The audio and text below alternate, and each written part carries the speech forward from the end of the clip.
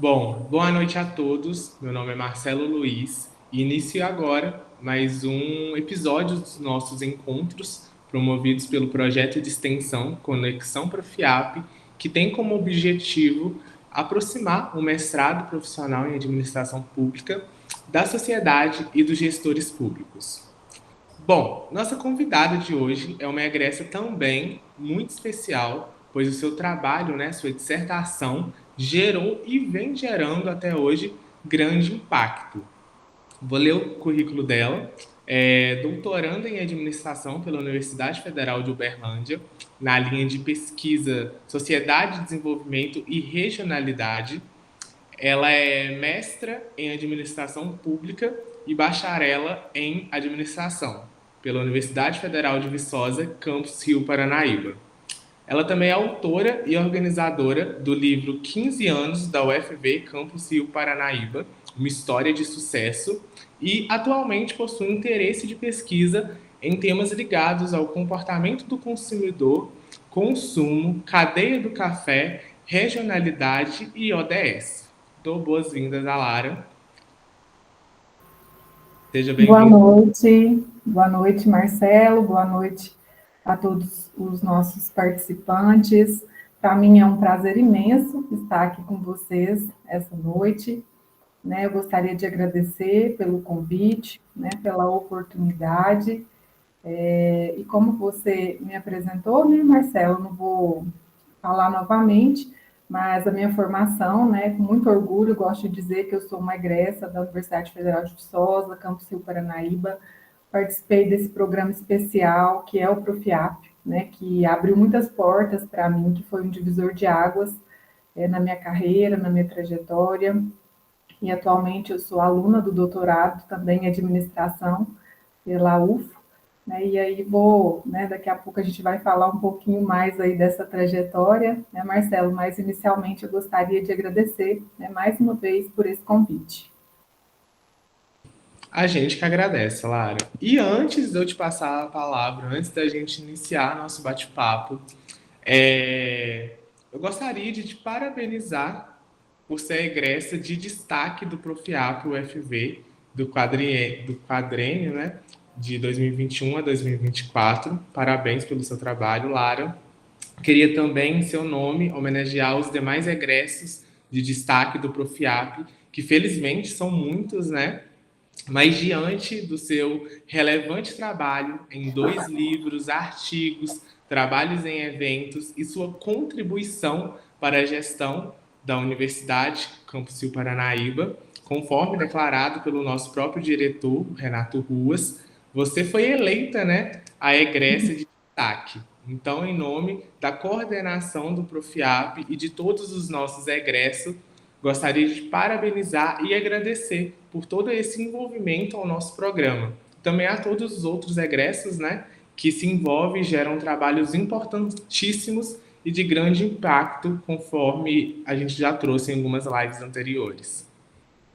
Muito bom, Marcelo, fico muito honrada, né, com essa homenagem, com, né, essa eleição de um trabalho de maior impacto, e eu divido, né, essa homenagem aí também com o meu orientador, né, o professor Leonardo Debussan, que sabiamente me direcionou nessa jornada, e divido também, né, com todos os professores que me acompanharam aí na trajetória do Profiap, cada um deles teve, né, a sua contribuição com tudo que foi compartilhado, né, durante esse tempo que eu estive no programa, e também todas as pessoas que contribuíram para que esse trabalho pudesse chegar, né, a esse ponto. Então, todos os meus entrevistados, né, os amigos, os professores, né, eu divido com eles essa homenagem, essa honra, porque esse trabalho, com certeza, ele foi escrito aí a muitas mãos. Que ótimo, Lara, ficamos todos felizes. Bom, então para a gente iniciar nosso bate-papo, eu gostaria que você contasse para a gente qual que foi o tema da sua dissertação. E se você pudesse, né, resumir em poucas palavras, qual é o foco central do seu trabalho? Bom, Marcelo, o foco, né, do nosso trabalho, dessa dissertação, foi compreender quais que seriam os eixos importantes para a consolidação de um campus fora de sede. Mas por que, né, estudar a consolidação de campus fora de sede? Quando a gente olha, né, dentro do contexto de políticas públicas, a partir de 2003, né, o governo federal criou várias políticas de expansão e interiorização de campos de universidades federais, né, em cidades do interior. E aí, quando a gente foi ver essa política pública, nós percebemos que, além de expandir e de interiorizar, havia o objetivo de consolidar.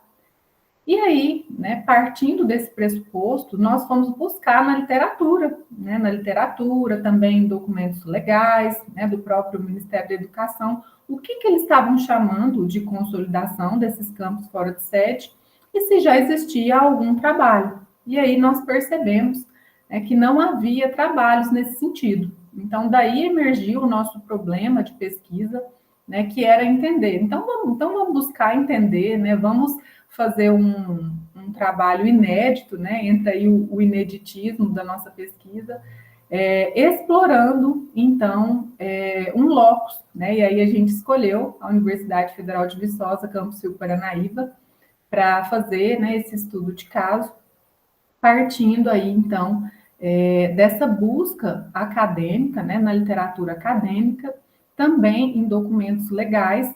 E aí o nosso aporte teórico, né, veio de onde? Da teoria, né? Nós precisamos de ter sempre uma boa teoria para fundamentar as nossas análises. E aí tem uma história interessante, né, que eu faço questão de contar, porque às vezes o aluno que está começando a pós-graduação, às vezes ele pode se frustrar um pouco no começo, ou ele costuma ficar meio perdidinho, né, o famoso perdidinho. O meu projeto inicial de pesquisa não era exatamente esse tema, né? Era um tema que envolvia estratégia, planejamento estratégico dentro de universidades federais em Minas Gerais. Então, eu estava caminhando ali para os eixos teóricos da estratégia. E no meio desse caminho, pesquisando muito sobre estratégia, né, teorias ali de planejamento estratégico, eu descobri uma abordagem, né, teórica pela qual eu me apaixonei, que foi a estratégia como prática, que é uma abordagem mais sociológica da estratégia. E aí, pesquisando trabalhos sobre isso, né, o professor Odemir Baeta, que é um professor da UFV de Viçosa, havia defendido há pouco tempo a tese de doutorado dele, estudando estratégia como prática, entendendo as estratégias discursivas no campus de Viçosa. E aí eu falei, olha só, que legal. E aí eu falei, que tal fazer alguma coisa, né, inspirada nessa tese para o campus Rio Paranaíba? E aí, então, né, eu, junto com o professor Leonardo, também o professor Odemir, né, foi meu co-orientador, professora Raquel Soares, a gente remodelou o nosso trabalho. E aí, então, buscamos esse objetivo que eu já citei anteriormente, apoiados na estratégia como prática e também em outras vertentes mais interpretativistas, construtivistas, teorias mais sociológicas, né? A teoria do institucionalismo e a teoria da estruturação. Então, a gente usou essas três teorias para entender como é que foi o processo da consolidação, ou como está sendo, né, o processo da consolidação do campus de Rio Paranaíba, quais estratégias que colaboraram para isso, quais os aspectos macro-sociais, os aspectos micro-sociais, quais foram, né, os elementos indutores e inibidores desse processo. Então, eu gosto de contar isso porque, às vezes, o aluno ele começa com um projeto e, no meio do caminho, ele fala, nossa, mas fazendo essa disciplina, eu gostei tanto dessa teoria, eu gostei tanto dessa outra, será que não dá para mudar? E isso é um acontecimento comum, né, no percurso do aluno. Às vezes, se apaixonar por um determinado conteúdo na medida que vai fazendo as disciplinas e alterar um pouquinho aí o seu projeto. Sim, sim, é muito comum, né? Você não é a primeira a falar isso. Tivemos outros convidados que falaram basicamente a mesma coisa, que iniciaram com um tema, mas ao longo do caminho foi se aproximando de outro tema, né? E, enfim. Mas aí seria até a resposta da minha próxima pergunta, se houve algum acontecimento pessoal ou profissional que despertou seu interesse nesse tema, né? mas conforme você falou, você viu, né, o trabalho do professor referente ao campus de Viçosa, o que brilhou seus olhos e te motivou, né, a fazer aqui no nosso campus. Bom, eu não sei, eu postei, né, mas você comentou em forma geral, mas só para a gente reforçar, o título, né, da sua dissertação, o tema, foi, me corrija se eu estiver errado, vou ler aqui porque não consegui decorar, mas percursos estratégicos na criação e consolidação de um campus fora de sede no contexto da expansão das universidades federais brasileiras, correto? Perfeito, é isso mesmo. Então, ótimo. Então, falando, né, você já comentou um pouco aí do seu trabalho, falando agora sobre os impactos reais da pesquisa, quais foram os principais achados, Lara? Bom, Marcelo, então, como a gente se propôs a entender as estratégias, no caso do campus Rio Paranaíba, né, até 2018, que foi quando a gente encerrou a pesquisa, nós encontramos, baseados, né, em documentos que nós analisamos, em entrevistas com professores, com técnicos, com pessoas da comunidade local, e também, né, baseado em várias imagens, né, nós fizemos análise de fotos, de imagens, de documentos, de entrevistas, nós localizamos 4 grandes estratégias, né, a nível macro.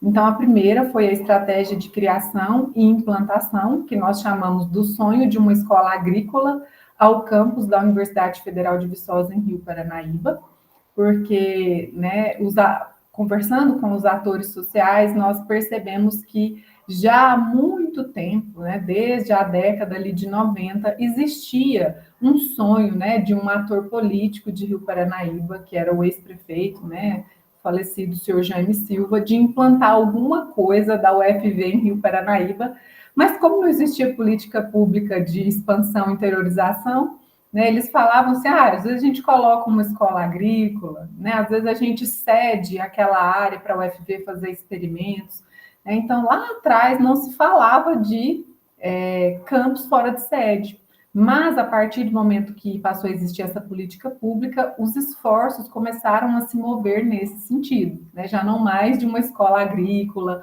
né, ou de um local para fazer experimentos, mas de trazer um campus da UFV para Rio Paranaíba. Então, essa foi a primeira estratégia. A segunda estratégia, depois da implantação, foi a mudança do CRP1 para o CRP2, que nós chamamos do medo de perder ao desejo de expandir. Inicialmente, as aulas da UFV começaram lá no CRP1, né?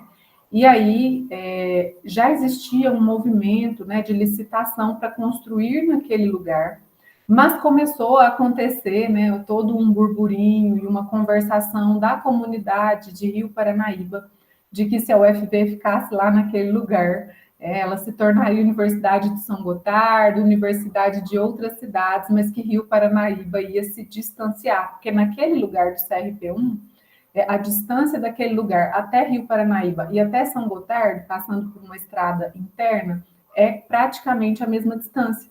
Né? E muitos professores começaram a residir em São Gotardo. Então, Rio Paranaíba ficou com aquele sentimento assim, nós estamos perdendo a UFV. E aí a comunidade local, junto, né, com o reitor da época, começou a ter diálogos, né?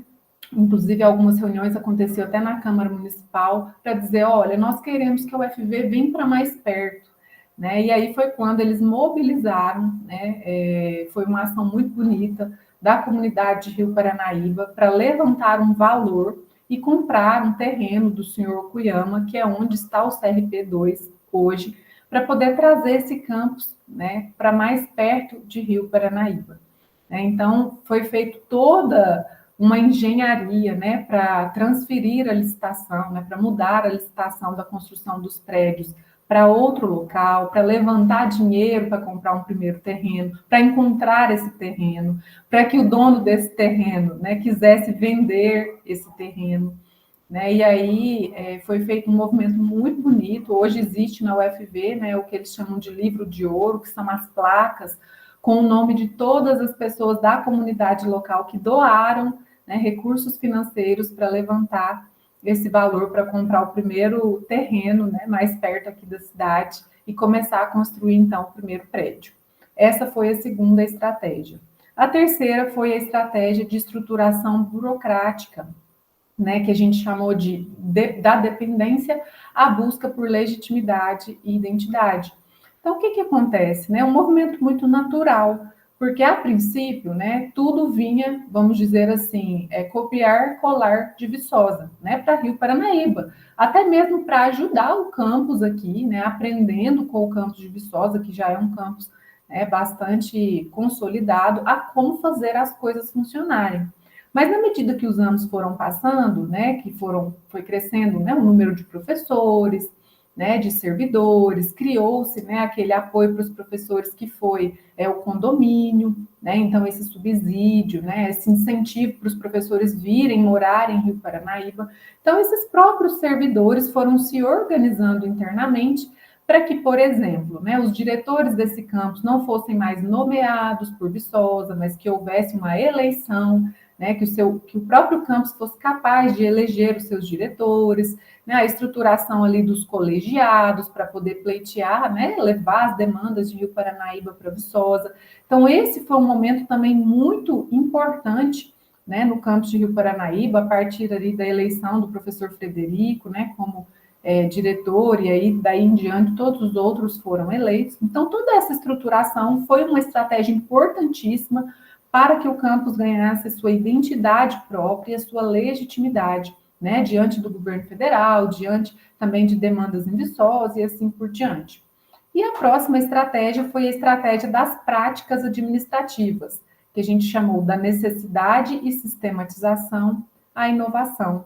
Então, esse também foi um movimento muito bonito do campus Rio Paranaíba, já demonstrando um pouco de maturidade, né? E aí os seus servidores, os seus técnicos administrativos se destacando muito, né? Por exemplo, propondo, né, sistemas novos para o próprio campus. Então, vários sistemas foram incorporados da UFV, de Viçosa, mas com o passar do tempo, o campus Rio Paranaíba foi ganhando essa maturidade, né, essa identidade própria, foi criando os seus próprios sistemas a partir de necessidades que eram únicas ou sui generis do campus.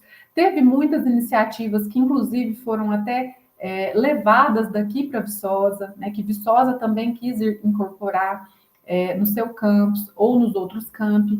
Então, foi uma coisa muito interessante, né? Quando eu fazia as entrevistas, as pessoas falavam, olha, o campus Rio Paranaíba tem um pessoal novo, né? Um pessoal que tem sangue nos olhos, um pessoal que quer fazer a diferença, que quer inovar, e isso apareceu, né, na organização dos processos da universidade, dos departamentos, das práticas de gestão, das práticas administrativas. E aí um setor que se destacou muito, Marcelo, foi o setor, né, de tecnologia da informação, né, justamente com esses sistemas que eu falei. Então, isso também foi um processo que foi identificado como altamente estratégico para que o campus fosse ganhando, né, mais maturidade, se consolidando ainda mais. Entendi, Lara. Você falou muitas coisas que eu mesmo, como estudante, não fazia a mínima. Não tinha conhecimento mesmo, sabe, da história do nosso campus. Está sendo muito legal ouvir. Mas, enfim, falando sobre estratégias, que é o que você comentou, eu não sei se durante sua pesquisa você chegou a olhar, mas essas estratégias, elas podem servir de referência para outras instituições federais que passaram por processos semelhantes? Com certeza, Marcelo. Inclusive, né, depois que o tempo passa, a gente vai amadurecendo ainda mais, né, como pesquisador, como profissional.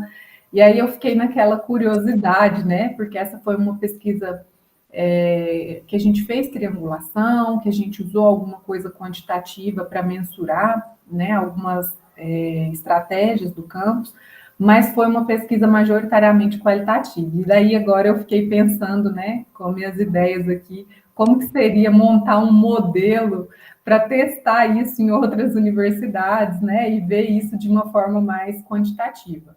Mas sem dúvida nenhuma, Marcelo, esse trabalho ele pode servir de base, né, de pontapé para outras universidades que estão no processo de consolidação e também de universidades que se consolidaram e se emanciparam. A gente tem uma universidade próxima a nós, né, que é a UFCAT de Catalão. Ela era um campus fora de sede da UFG, se eu não estiver enganada, e ela se emancipou, né? Não tem tanto tempo assim. Então, seria interessante, por exemplo, fazer um estudo lá e saber, olha, será que tem alguma dessas estratégias aqui que aconteceu da mesma forma lá ou não, né? Será que foi diferente?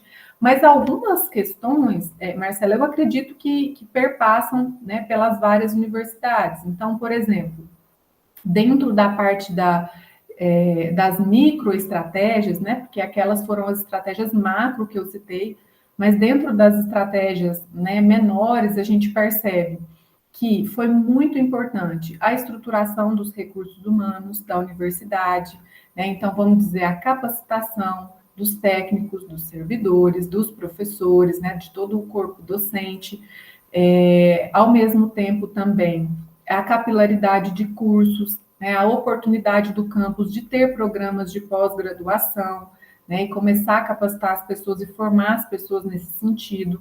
A estruturação curricular, né, então estar sempre em busca de manter um currículo desses cursos atualizados, né, a estruturação orçamentária, então a forma como o campus busca recursos, né, essa articulação também política, né, porque quando a gente fala de recursos orçamentários, a gente está falando, né, de alguma forma de buscar recursos, seja no formato, né, de políticas públicas maiores ou de emendas, né, parlamentares. Então, o campus Rio Paranaíba é um campus que se valeu muito dessa articulação política, né, para buscar recursos no governo federal, com vários deputados também, né, que têm um apreço por esse campus. A estruturação de permanência para os estudantes, né? Então, ali, os auxílios, né, para os estudantes, né? Por exemplo, a questão das refeições, do serviço de alimentação, da Bolsa Moradia, da Bolsa Creche, por exemplo, né, para aqueles que são pais, e assim por diante. Então, essa é uma forma de estruturação que colabora muito para que o campus se consolide. A estruturação tecnológica, que a gente já citou aqui, a questão das práticas, né, do setor de STI. Então, hoje, mais do que nunca, eu acredito, né, nessa era de inteligência artificial, de tecnologia, que é uma estratégia importantíssima, e a articulação muito forte entre ensino, pesquisa e extensão, né? Então, o Campus Rio Paranaíba, né, quando a gente olha desde a sua implementação, Marcelo, ele teve uma conversa muito interessante com a comunidade local, né? A gente talvez não vê isso tão forte, né, esse movimento tão forte em outros campos, né, em outras cidades. Então, foi um movimento muito bonito, né? As pessoas que doaram, por exemplo, para a compra do terreno, né, elas têm um orgulho de dizer, eu participei desse projeto, né? Eu pude colaborar, que seja para um tijolinho da UFV aqui no Rio Paranaíba.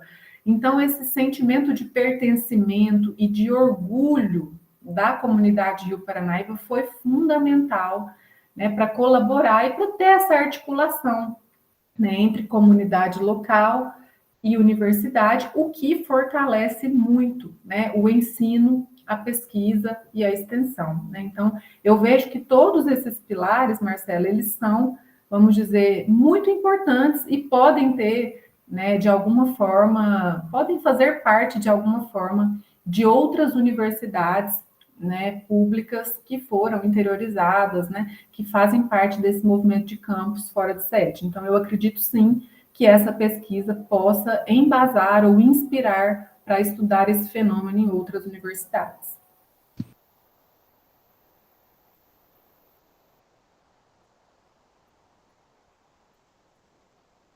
Seu microfone está mutado. Desculpa lá. Eu falei muito bom ouvir isso, né, que você acabou de dizer. E entrando um pouco no que você comentou, houve algo que te surpreendeu durante a pesquisa em termos de resultado? Então, quando eu comecei a fazer essa pesquisa, né, como se trata de uma pesquisa exploratória, né, de uma pesquisa mais interpretativa, eu não tinha pressupostos, né, a priori, a não ser aqueles que eram eixos ali, né, elencados pelo MEC, né? Então, quando a gente olhou nos documentos do MEC, o MEC falava, olha, o que tem a ver com consolidação de campos fora de sede? Ah, estrutura física, recursos humanos, currículo, permanência dos estudantes, estrutura orçamentária. Mas o nosso trabalho, ele mostrou que além desses eixos, outros eixos, como a estruturação burocrática, o ensino, pesquisa e extensão e a estruturação tecnológica foram muito relevantes. Mas um aspecto, Marcelo, que eu acredito que muito pela minha formação, pelos meus interesses de pesquisa, mas que apareceu muito forte em todo esse trabalho, né? Quem pegar para ler, seja o livro dos 15 anos, ou seja, essa dissertação, vai perceber que tudo acontece por meio de pessoas, né? Então, o eixo pessoas, recursos humanos, né, articulação, mobilização dessas pessoas de maneira institucional, né, de maneira legal e de uma maneira também individual foi imprescindível, né? Então, a UFV estar em Rio Paranaíba hoje foi fruto, Marcelo, de um sonho, né? A começar do sonho de alguém, né? Então, existia, né? A gente teve um prefeito que foi uma figura fantástica, né? O prefeito Jaime Silva, que sempre sonhou com alguma coisa da UFV em Rio Paranaíba, né? Ele era um entusiasta com a UFV.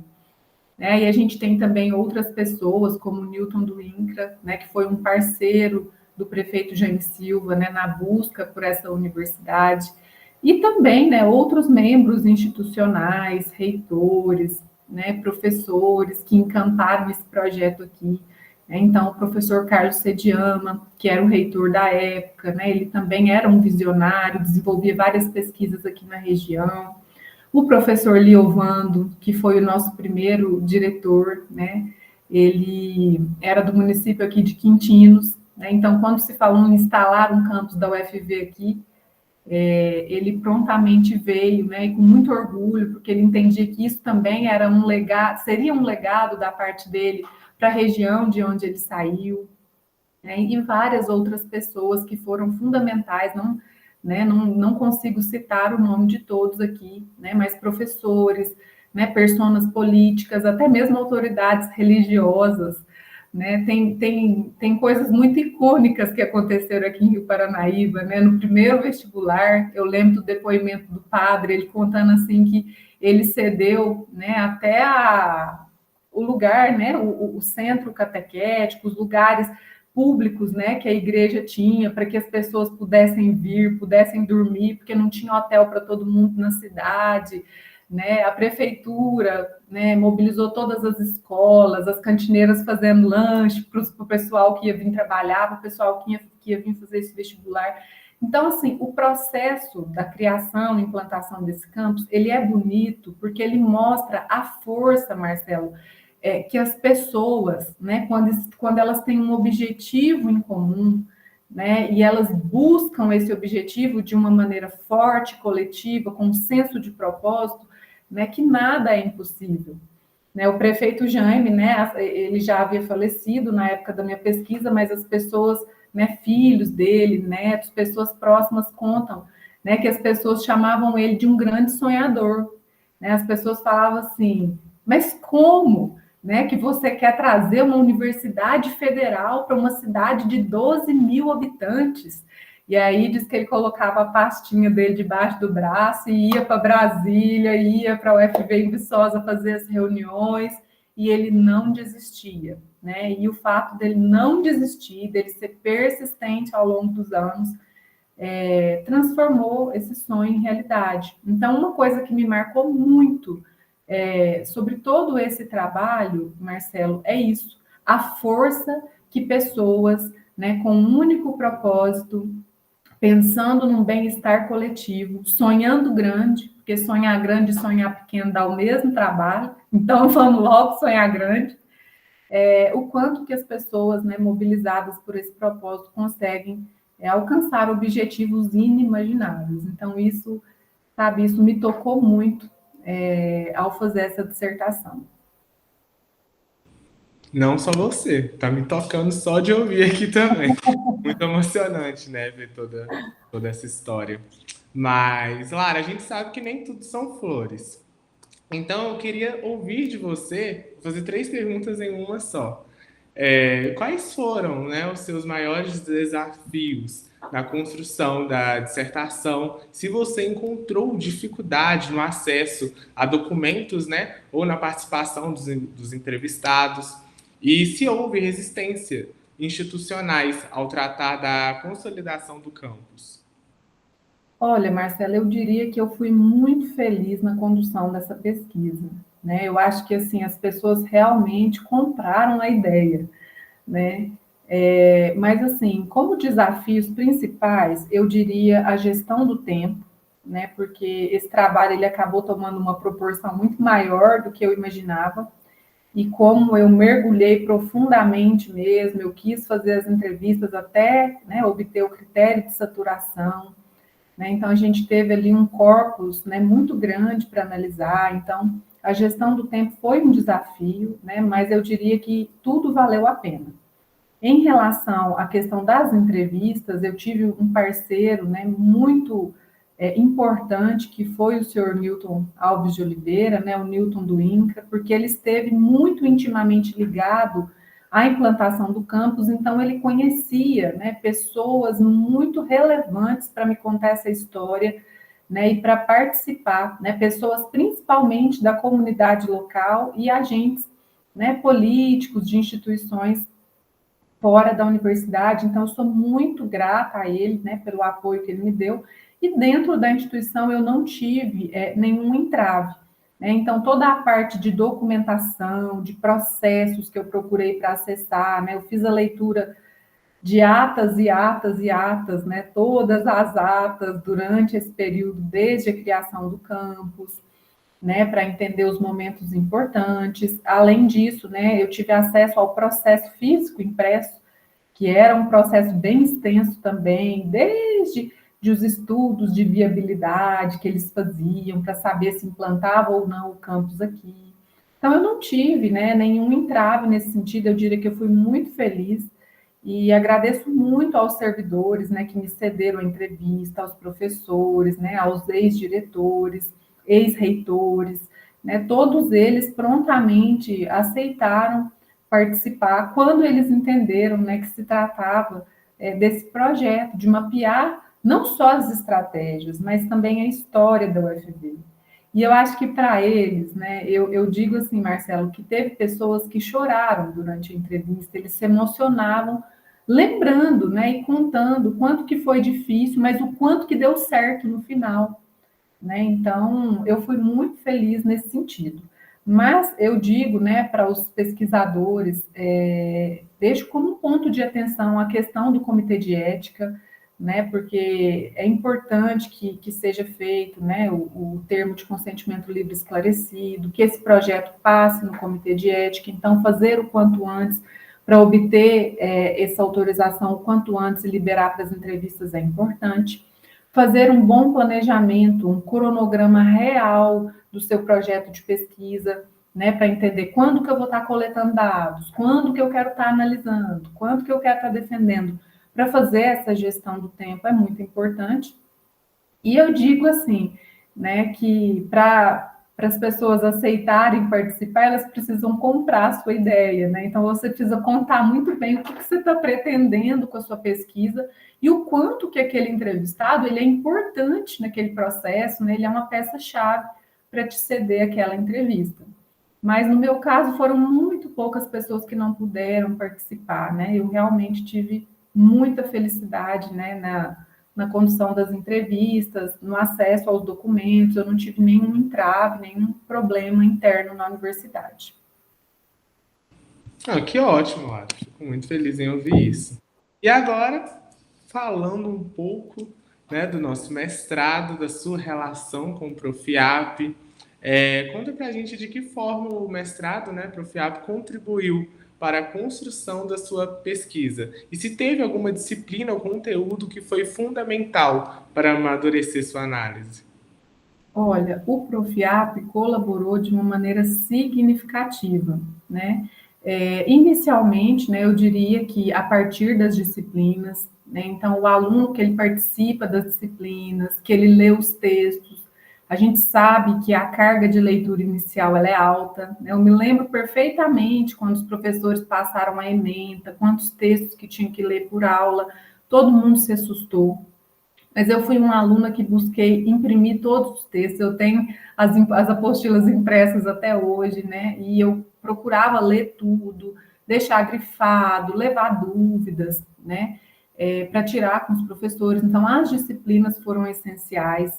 Outro fenômeno que me ajudou muito, Marcelo, foi participar do processo de seleção para ser monitor 2. Né? Então, veio para mim, né, uma experiência muito gratificante, não só enquanto mestranda, mas que me abriu as portas, né, para o mundo acadêmico, para entender um pouco a sala de aula, para ver o quanto que eu gostava disso.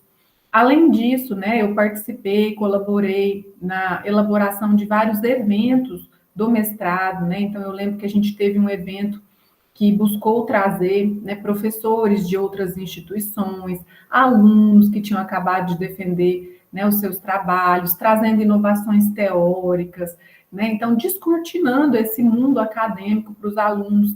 Então isso também foi muito importante para mim, né, participar aí de todos os eventos promovidos, ajudar a elaborar os seminários, né, isso tudo foi fundamental. E os professores, né, que vão nos guiando. Então, às vezes, numa aula, você troca uma ideia com um professor sobre um método, né? Por exemplo, a disciplina de métodos, quali, quant, né? Para quem já está direcionando a pesquisa, ela é fundamental.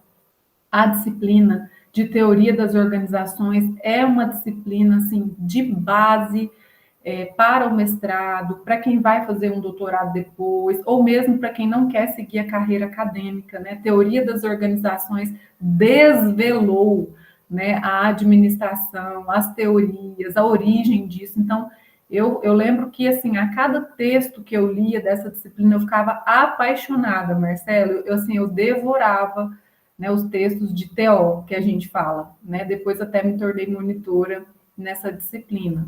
E outra disciplina que foi muito importante para mim, né, foi a disciplina de políticas públicas. Inclusive, depois que eu me formei, foi a primeira disciplina que eu ministrei, né? Eu me tornei professora no Centro de Ensino Superior de São Gotardo, e aí fui ministrar essa disciplina para os alunos de administração, depois também no curso de direito.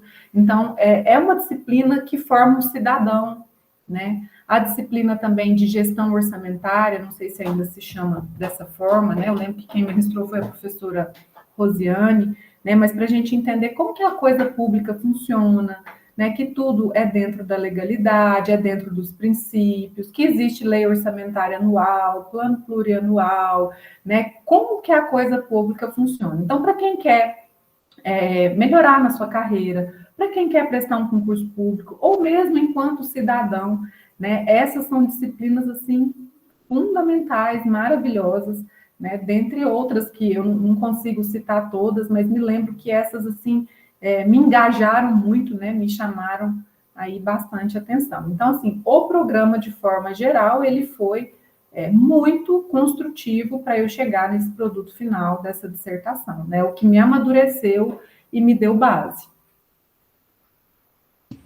E com toda certeza essa sua disciplina vem sendo, né? Você vem colhendo fruto até hoje. Então, parabéns novamente. Obrigada. E aí, agora, para a gente encerrar, conforme eu falei, esse momento é mais de uma troca, né? Para você falar um pouco do seu trabalho, um pouco da sua experiência junto ao Profiap.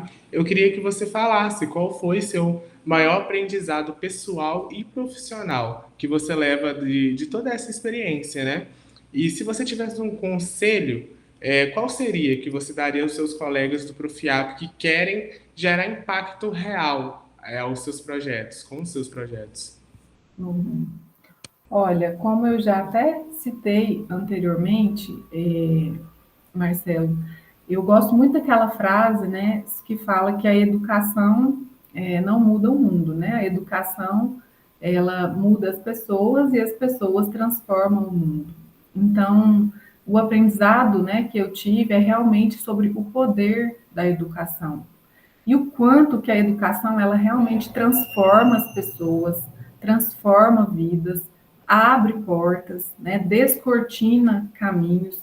Né, foi o que aconteceu na minha vida, é o que eu vi acontecendo na vida de inúmeros alunos que eu tive a oportunidade de lecionar ali, né, durante 3, 4 anos, até ingressar no doutorado. Então, eu fico realmente muito impactada com o poder que a educação, que o conhecimento, né, quando as pessoas se permitem expandir para uma nova ideia, elas não voltam, né, como diz a frase, para o seu tamanho original.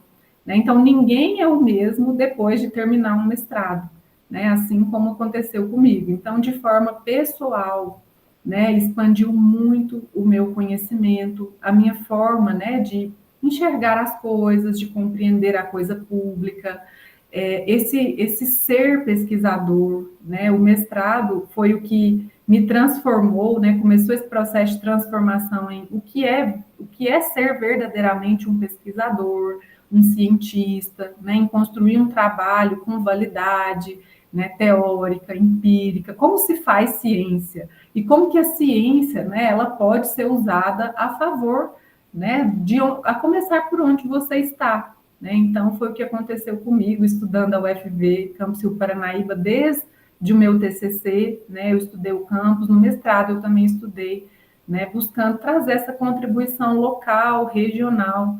Né? Então, o que eu te diria é que a educação realmente transforma as pessoas, e as pessoas é que têm a capacidade de transformar a realidade onde elas estão. Isso ficou claro durante a dissertação, eu já falei, né, o quanto que a força das pessoas unidas em um propósito, né, com um sonho grande e mobilizando recursos reais, conseguem fazer a diferença.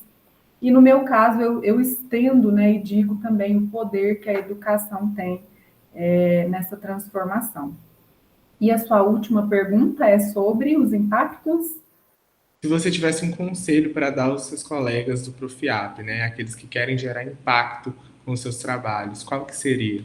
Olha, o conselho que eu dou é: escolham trabalhar um tema que vocês tenham afinidade, porque quando nós temos interesse real na pesquisa que nós estamos fazendo, nós realmente colocamos muita excelência e muita entrega, né? Então, esse é um primeiro ponto, ter afinidade com o tema que você pesquisa. A segunda coisa é se entregar ao processo, porque o processo ele não é fácil, mas ele é necessário para que você alcance o propósito. Né? Então, mais do que ter um título, o título ele é importante? É. O título ele te abre portas, né? Ele te chancela para buscar outras coisas? Sim, com certeza. Mas mais importante do que o título, Marcelo, é quem você se transforma. Né? Como você é transformado durante o processo. Porque isso ninguém te rouba. E isso realmente é uma coisa que não tem preço, tem valor. Então, quem eu me tornei, né, a visão de mundo que eu tenho hoje, a visão enquanto pesquisadora, enquanto profissional, enquanto, né, cientista, enfim, enquanto ser humano, né, o quanto que me engrandeceu, né, o quanto que mudou a minha forma de ver as coisas, eu acho que isso é o que mais importa. Então, os conselhos que eu diria é: escolha um tema que você goste, veja se tem essa lacuna, né, teórica na literatura acadêmica mesmo, para você fazer um trabalho inédito, um trabalho de impacto, né, um trabalho que realmente seja produtivo, mas acima de tudo se entregue ao processo. Tem dias que dá o bug mesmo, que trava, tem dias da pesquisa que você senta e você não escreve um parágrafo, e você pensa, tem alguma coisa de errado comigo. Aí você vai conversar com seu orientador, com seus professores, amigos, eles falam, tá tudo certo com você. É assim mesmo, faz parte do processo. Outro dia você senta e aí você já escreve 10 páginas, vem aquele estado de flow, que as coisas começam realmente a fluir, as ideias vêm, né? Carreguem sempre um bloquinho de anotações, porque as ideias podem vir nos momentos mais inusitados. Às vezes você está no ônibus, te vem um insight, porque o cérebro, ele demora tempo para sedimentar o conhecimento. Então, você lê hoje, não significa que hoje você consegue escrever sobre aquilo, mas amanhã seu cérebro pode fazer um link com outra coisa que você leu e vem o start. corre lá e anota essa ideia, não perca o time. E seria isso, né? Realmente, assim, eu acredito que quando a gente se entrega de verdade para qualquer projeto, né, não tem como dar errado. Quando a gente está no lugar certo, né, fazendo as coisas com excelência, realmente uma coisa, né, ela vai puxando a outra, as coisas vão fluindo e vão acontecendo. Então, esses seriam, né, os meus conselhos aí, enquanto pesquisadora. Lara, muito obrigado por aceitar o convite em vir aqui contar um pouco de toda a sua trajetória. Saiba que você é uma inspiração, né? Eu já tive certeza disso. Saiba que esse bate-papo com toda certeza vai gerar grandes frutos. Inclusive, gostaria de tomar liberdade e fazer um convite para todo mundo que está vendo, ir lá conferir sua dissertação. A gente vai publicar o link, ver um pouco do seu trabalho, né? Seus livros e artigos. E, se possível, disponibilizar, né, o seu e-mail para quem queira entrar em contato para debater um pouco mais do seu trabalho, que claramente gerou muito impacto, né, até emocionalmente, tão emocional, enfim, e vem gerando resultados até hoje. Então, parabéns novamente por tudo e muito obrigado por você ter disponibilizado um pouco do seu tempo a vir aqui conversar com a gente. Olha, Marcelo, eu que agradeço, né? Para mim é sempre uma honra, né? O bom filho a casa torna. Eu brinco que eu tenho voltado sempre ao FV por muitos bons motivos. É muito gratificante para mim ver que de 2018 para cá esse trabalho só vem reverberando, ainda tem sido colhido, né, muitos frutos dele. Eu me coloco à disposição para tirar dúvida, né, de qualquer aluno, de alguém que queira trocar ideia, trocar uma figurinha, como a gente gosta de dizer. O meu e-mail é lara, ponto, né, de pontinho final, Luísa, com Z, RP, de Rio Paranaíba, @gmail.com. E eu quero deixar aí, Marcelo, um desafio, quem sabe até aí uma sugestão de pesquisa futura, né, de que alguém possa dar continuidade a esse trabalho, buscando entender de 2018, né, para cá, 2025, já se passaram 7 anos, quais outras estratégias, né, foram ou estão sendo empreendidas, né, que colaboram para a consolidação desse campus, para agregar, né, ainda mais valor ao trabalho. E, além disso, né, de repente, alguém que gosta mais dessa vertente quantitativa, né, criar aí um modelo teórico, né, consolidar um modelo baseado aí nesse trabalho, em outros que possam existir de lá para cá, e testar isso, né, em outras universidades também, aí, de onde eles possam trabalhar ou morar próximos, né, e ver como é que está esse processo de consolidação a nível, talvez, estadual ou ao nível de Brasil. Como que está esses outros campos fora de sede? É uma pergunta que eu fico pensando hoje, e eu deixo esse desafio aí, deixo aí essa lacuna, essa sugestão de pesquisa futura, e me coloco à disposição para qualquer, né, outro contato e outro tipo de colaboração, tá bom? Muito obrigado, Lara. Fica aí, conforme você falou, uma dica de tema, né, galera? Acho que seria muito bacana. Enfim, tchau, tchau e até a próxima. Até a próxima, um abraço.